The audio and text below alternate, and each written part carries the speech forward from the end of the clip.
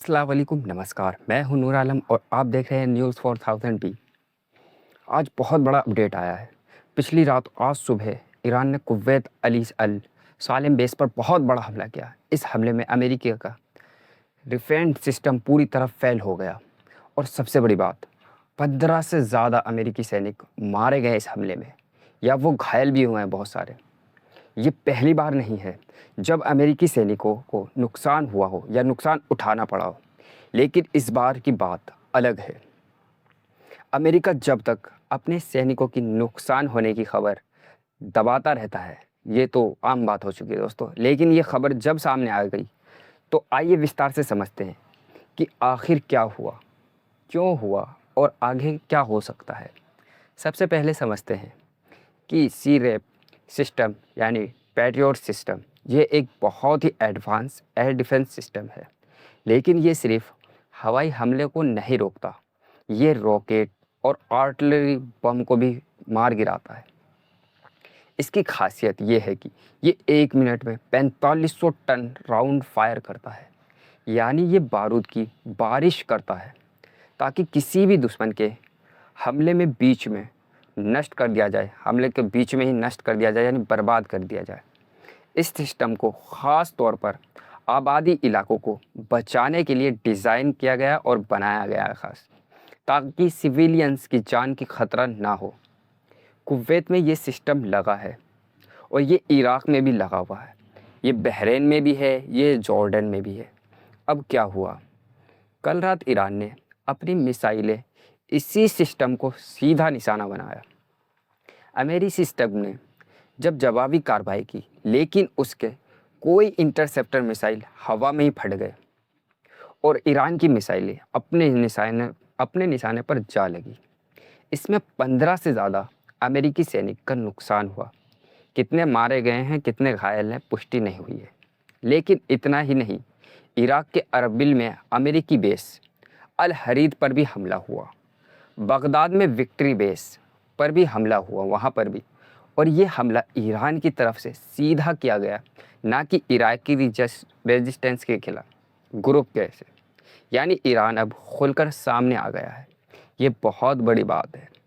जब तक अमेरिकी सेना सोचते रहे कि वो अपने सैटेलाइट्स को सब कुछ देख सकते हैं, ईरान ने अंडरग्राउंड मिसाइल सिटी से मिसाइल छोड़ी और अमेरिकी डिफेंस को चकमा दे दिया।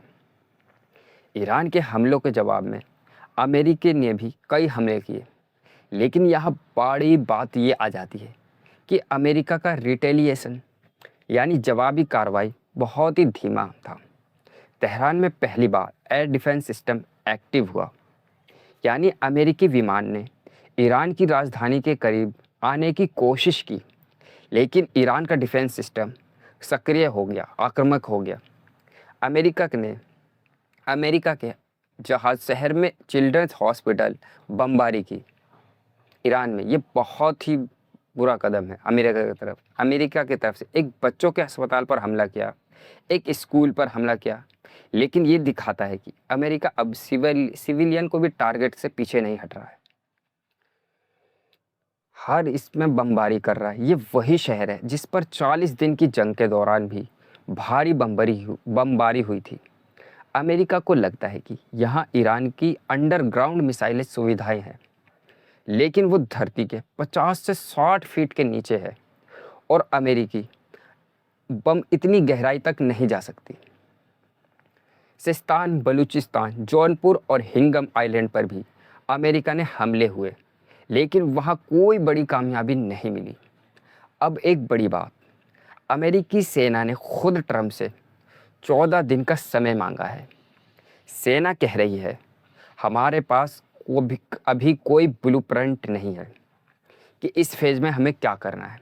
ये पहली बार है जब अमेरिका सेना सार्वजनिक रूप से ऐसा कह रही है। CIA भी ऐसा ही कह रही है कि मोसाद से सही इंटेलिजेंस नहीं मिल रही। CIA ने कहा ऐसा। ये बहुत बड़ी बात है। अमेरिकी सेना को 14 दिन चाहिए, लेकिन ट्रंप क्या इतना समय दे पाएंगे? इजराइल के PM बेंजामिन नेतन्याहू जो 18 जुलाई सैटरडे को ट्रंप से मिलने वाले हैं, शायद उसी मीटिंग के बाद कोई नई स्ट्रेटेजी सामने बनेगी। कुछ लोग तो न्यूक्लियर स्ट्राइक की भी बात कर रहे हैं, क्योंकि बाकी तमाम तरीके फेल हो चुके हैं। ईरान ने अपनी मिसाइलें की वेव्स छोड़ दिए एक तरह से, और उन्होंने वेव्स छोड़ना चालू कर दिया है। अभी जो वेव चली है उसका नाम है जेनेब या कुर्बा।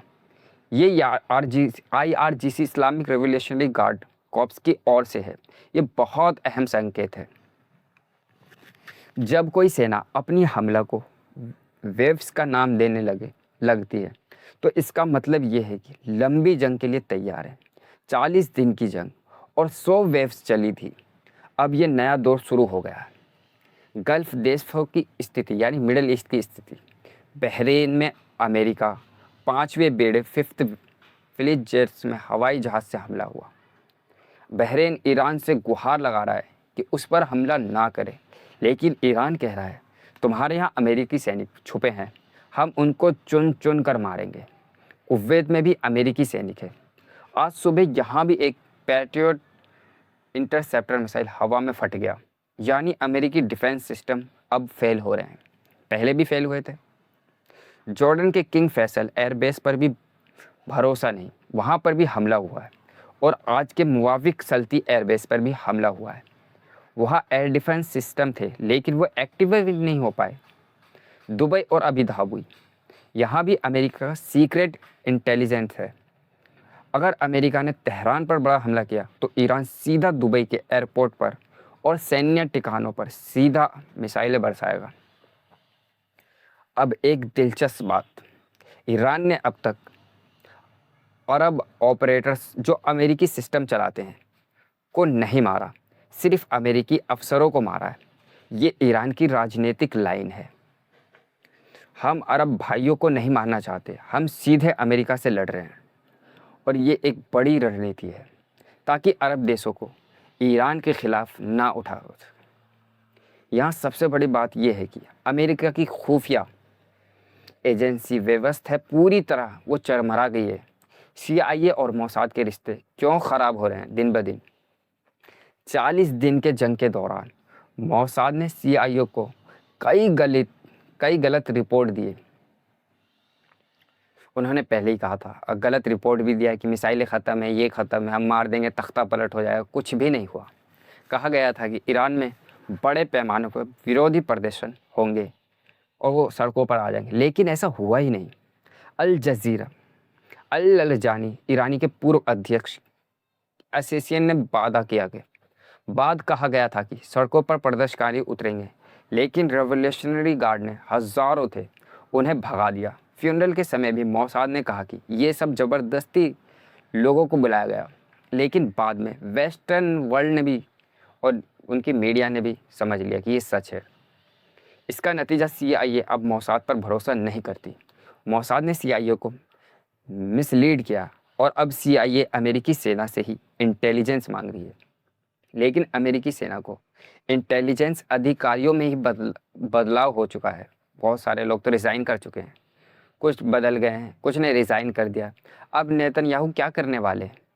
जब वो 18 जुलाई को ट्रम्प से मिलेंगे तो ये दावा करेंगे कि मोसाद ने मुस्तफ़ा ख़ामनेई को, ईरान के नए सुप्रीम लीडर को ट्रैक कर लिया।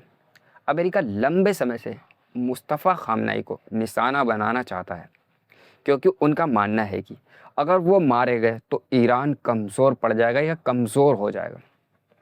लेकिन ये उनकी सोच बहुत गलत है, क्योंकि ईरान के पास कई क्रांतिकारी उलमे हैं, इस्लामिक विद्वान हैं जो अमेरिका विरोधी और उपनिवेश विरोधी संघर्ष में आगे हैं।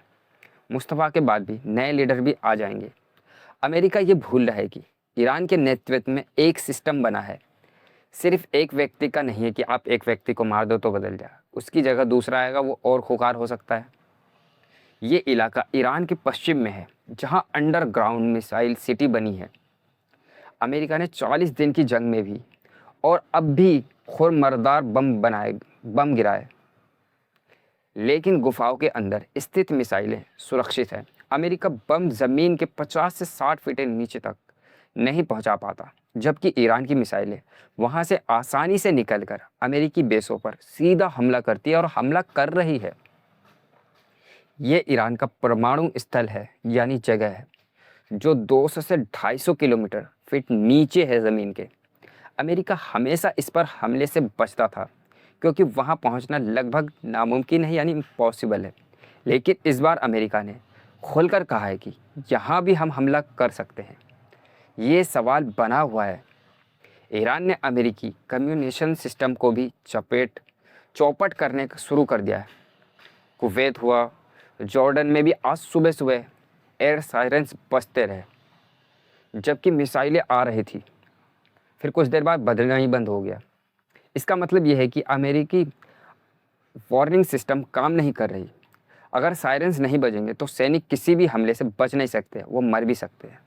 और हर पेट्रोल मिसाइल सिस्टम लाखों डॉलर का होता है, और जब वो हवा में ही फट जाते हैं तो अमेरिका को भारी आर्थिक क्षति होती है, यानी भारी पैसा खर्च होता है उनका। सिस्टम भी बहुत महंगा है। इसके अलावा जान का नुकसान 15 से अधिक अमेरिकी सैनिक अमेरिकी जनता के लिए बहुत बड़ा मुद्दा है। अगर ट्रंप ने अमेरिकी सेना को 14 दिन का समय देते हैं तो सेना अपनी इंटेलिजेंस और रणनीति को दोबारा बनाएगी, और इस दौरान हमला कम हो सकते हैं। लेकिन ईरान इस मौके का फ़ायदा उठाकर और अधिक हमला कर सकता है। अगर नेतन्याहू मुस्तफा खामनेई की लोकेशन को ट्रैक कर ले या दावा करता है तो अमेरिका एक बड़ा एयर स्ट्राइक कर सकता है। लेकिन इससे होगा क्या? अगर ये हमला नाकाम रहा तो ईरान और भी तीखे जवाब देगा। दुबई, आबू धाबी और अन्य गल्फ यानी मिडिल ईस्ट सिटीज़ पर हमला तेज कर देगा। कुछ विशेषज्ञों का मानना है कि अगर अमेरिकी पूरी तरह फेल हो गए तो वो ईरान के परमाणु ठिकानों पर टैक्टिकल न्यूक्लियर हमला कर सकते हैं। क्या ये मुमकिन है? हो लगता तो नहीं है, क्योंकि पीछे रशिया और चाइना भी है। फिर रशिया भी यूक्रेन पर परमाणु बम मार देगा, कहेगा हमें भी हक है। इसके परिणाम बहुत भयानक होंगे। पूरे मिडिल ईस्ट में भीषण युद्ध छिड़ सकती है, पूरी तरह आउट ऑफ कंट्रोल हो सकता है। अगर ईरान इस तरह सफलतापूर्वक अमेरिकी डिफेंस सिस्टम को भेजता रहा और अमेरिकी सैनिकों को नुकसान बढ़ाता गया, या उन्हें मारता रहा या उन्हें घायल करता रहा, तो नुकसान हो सकता है अमेरिका का बहुत। और अमेरिकी जनता दबाव डालेगी डोनाल्ड ट्रंप के ऊपर कि युद्ध रोको, हमारे सैनिक मर रहे हैं। ट्रंप के बैकफुट पर आना पड़ेगा ट्रंप को।